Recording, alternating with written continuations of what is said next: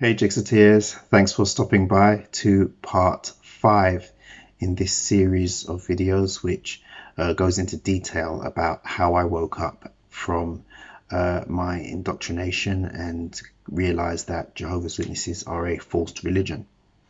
If you haven't seen the previous part in this series, part 4, I'm going to leave a card right up there so you can go ahead and watch that. Small point of clarification before I begin. You may or may not know that the YouTube algorithm is very sensitive to certain potentially problematic words. So for the duration of this video, whenever I say the N word, I will be referring to, and whenever I say AH, it will be referring to. Okay, now that we've got that out of the way, let's begin. So chronologically in my waking up process, we're round about the end of June now. So June 2020. So it's between the 23rd of June 2020 and the 1st of July 2020, somewhere in between those two dates. I've been doing nothing but binge watching XJW videos on YouTube. And then I came across something that really disturbed me. It disturbed me so much that I actually cried for several days after I discovered this. It was a really emotional discovery, because even though I'd already started waking up and realizing that I was basically raised in a false religion / high control group, and none of the beliefs that I'd held dear my entire life were true.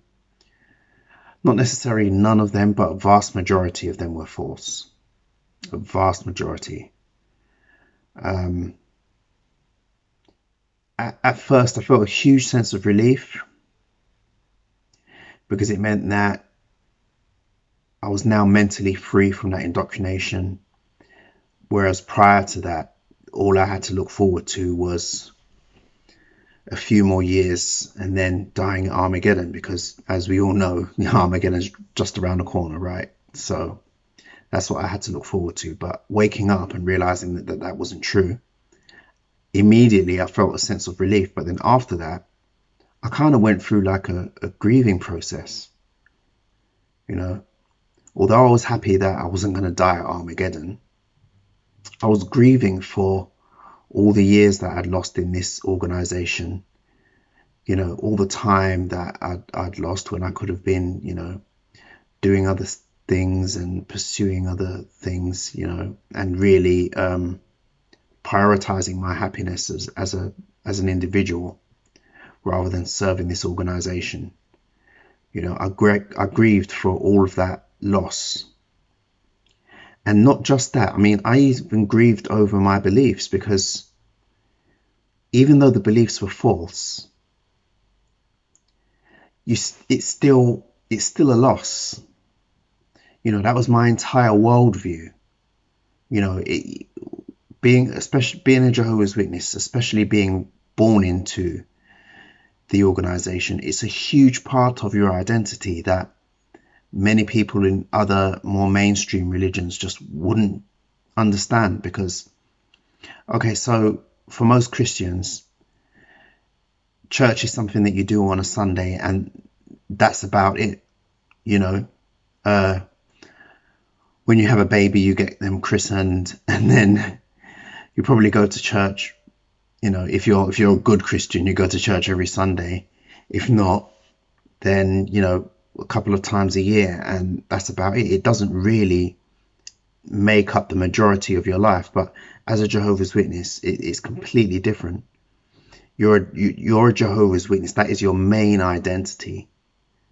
That is the sum total of your very being. Everything else is secondary. Absolutely everything else. If you're married, your spouse is secondary to the religion and the organization. If you're a husband, that is secondary to your role as a Jehovah's Witness. If you're a father, that is secondary to your role as a Jehovah's Witness. Whatever your job is, that is secondary to your role as a Jehovah's Witness. And don't even mention a career, because you're not even supposed to have a career. Careers are discouraged because they're time consuming and energy consuming, which would detract from your role as a Jehovah's Witness. So losing that was losing a big part of my identity, and not just losing it, realizing that it was false. You know, it was really, really hard. It was really hard to go through, even though it meant that I wasn't going to die. It's like I was sad. I was sad that none of this was true, even though it meant that, I would live longer than I had expected, which is a really sad thought when you think about it, But anyway, so sorry for digressing a little bit. I also want to say that it's been really, really hard doing this particular video. Of all the things that I realized when I was waking up, this was the hardest. This was the hardest. I'll go on to other reasons why, but I felt really, really let down. I felt really let down, when I found this out. But anyway, let me jump into it. So all the references that I'm going to make, all the publications references that I'm going to make, I'm going to leave links in the description of this video so you can research them yourself. If you're a current Jehovah's Witness watching this, as much as it might frighten you to do so, I sincerely urge you in the strongest terms to please do this research. Okay, please do this research. Now, I'm not saying that you have to go to websites that will trouble your conscience, but basic Wikipedia, right? Just basic Wikipedia you can go to and verify everything that I'm about to say. Okay, so in fact, I'm going to read from Wikipedia under the page Declaration of Facts. The Declaration of Facts was a widely distributed public statement issued by Jehovah's Witnesses during the period of persecution of the group in N, Germany. The document asserted the denomination's political neutrality, appealed for the right to publicly preach, and claimed that witnesses were the victims of a misinformation campaign by other churches. It was prepared by Watchtower Society President Joseph F. Rutherford and released at a convention in Berlin on June 25, 1933. More than 2.1 million copies of the statement were distributed throughout Germany, with copies also mailed to senior government officials, including German Chancellor A.H. Its distribution prompted a new wave of persecution against German witnesses. The declaration is controversial among Jehovah's Witnesses and historians. It stated that Jehovah's Witnesses shared the same ethical goals as the N Party and attacked H's favorite enemies, Jews, Catholics, the USA, Britain, and France. The declaration was first read at the 1933 District Convention of Jehovah's Witnesses in Berlin. According to biographer James Penton, the declaration was read in a hall decked with swastikas, and the convention opened with a song that shared the same air as the German national anthem, otherwise anathema for Jehovah's Witnesses. I'm also going to read further down the page under the heading Historical Assessment. It says, German historian Detlef Garber viewed the declaration as part of the group's efforts to adapt at a time of increasing persecution. He said the use of the Zion's Glorious Hope hymn at the opening of the Berlin Convention was an effort to make a good impression with the world, and not a coincidence that the song shared the same melody as the German national anthem. He said the wording of the document presented the denomination as an organization with positive attitudes toward the German state and with common interests with the new rulers. Garber said that in repudiating accusations that the witnesses had received financial support from the Jews, the group clearly distanced itself from another group under persecution. He noted the use of anti-Jewish slogans in the document, which was written less than 3 months after the boycott of Jewish stores in Germany, but said the witnesses were not guilty of anti-Semitism. Yet, Garber said the declaration's description of the Anglo-American Empire as the most oppressive empire on earth did undermine the group's claim to political neutrality. So to summarize this part, in Germany, around the time when the Declaration of Facts was first published, Jehovah's Witnesses held a convention in Berlin, and the opening song to this convention was called Zion's Glorious Hope. And the lyrics of the song were set against the German national anthem. Now, this was a blatant attempt on the part of the Watchtower Society at the time to align the organization with the N regime. And here is a picture of the song along with the sheet music and the lyrics. Is taken right out of the songbook that was in use at the time. Now, if you are a Jehovah's Witness, this should look very, very similar to you, because even songbooks now look they're very similar in terms of layout to the picture that you can now see on your screen. And if you're in any doubt as to the authenticity of this, please check the notes on the image that you can see. Check the notes there against the notes of the German national anthem. It shouldn't be too difficult to find. Google is your friend. Or if you know somebody that is a musician or can read music, have them check it, or even have them to play it. And you'll see that this is actually the German national anthem with a Jehovah's Witness kingdom song set against it. This is a blatant violation of the JW principle of political neutrality.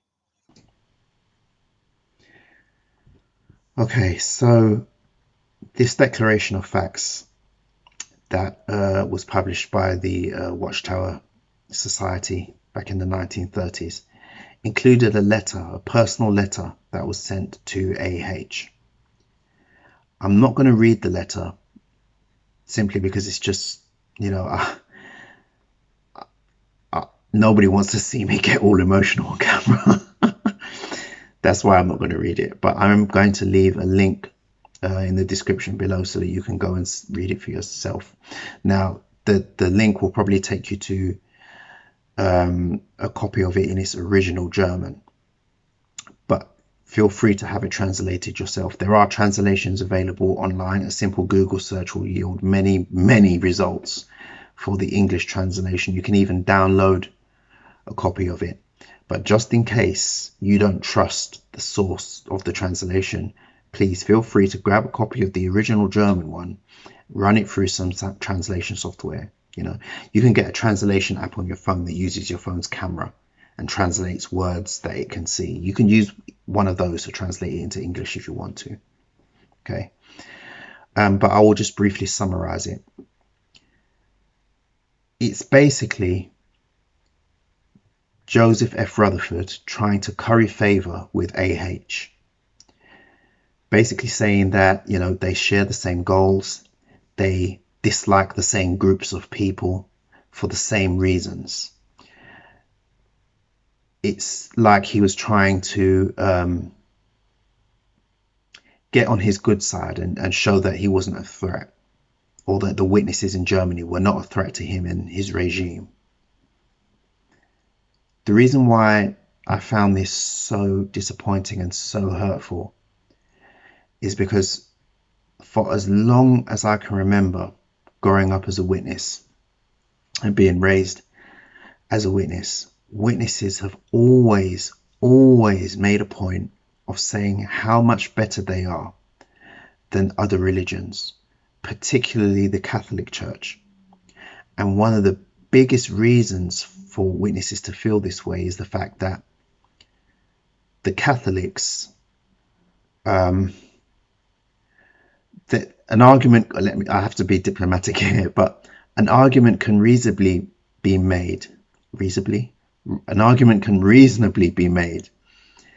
that the Catholic Church, either in whole or in part, were less than neutral in Germany during the 1930s with the regime of the time.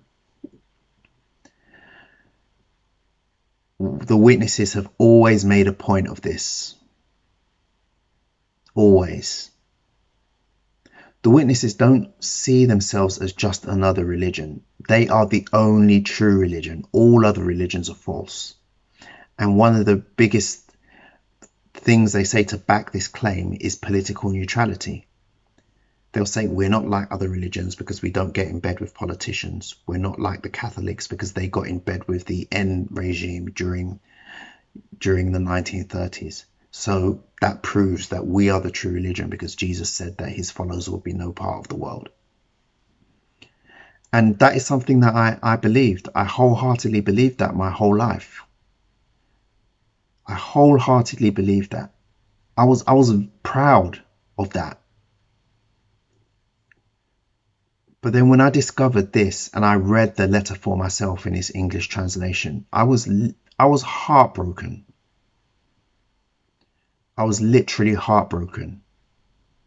And I cried for several days. You know, I really, really did. I mean, the letter in itself is, disgusting. Some of the things that it says, it really, really is disgusting.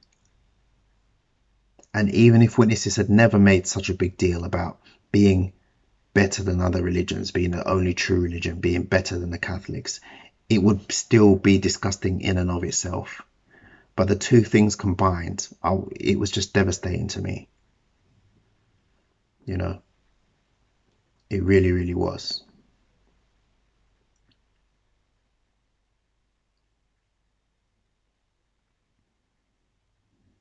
Yeah.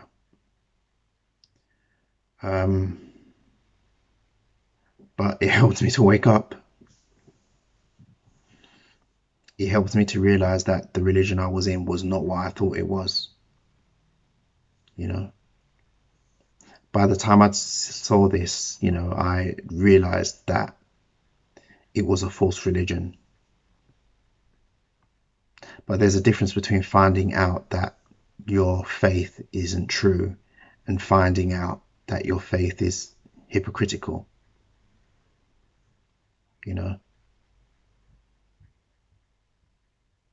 Yeah. So it was a really big blow. It was a really big blow.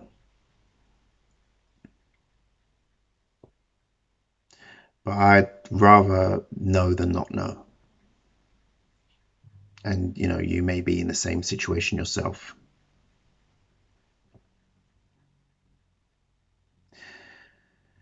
Yeah, so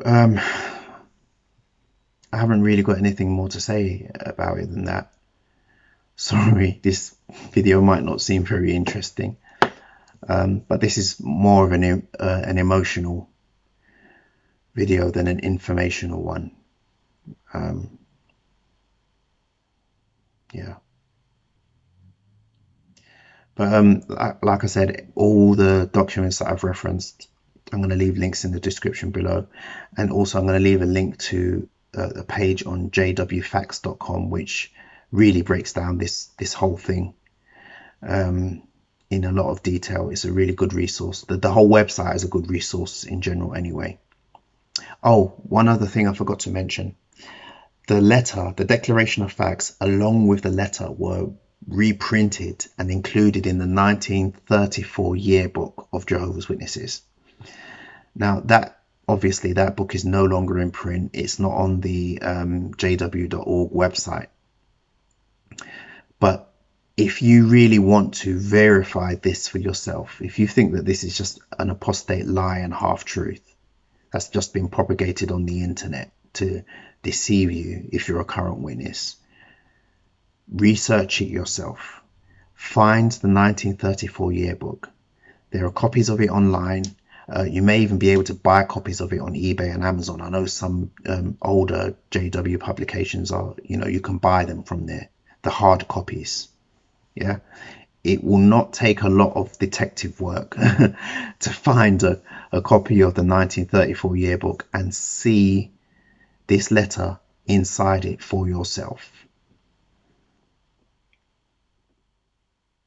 Okay, so if you're in any doubt whatsoever and you're inclined to verify this, it won't be that difficult.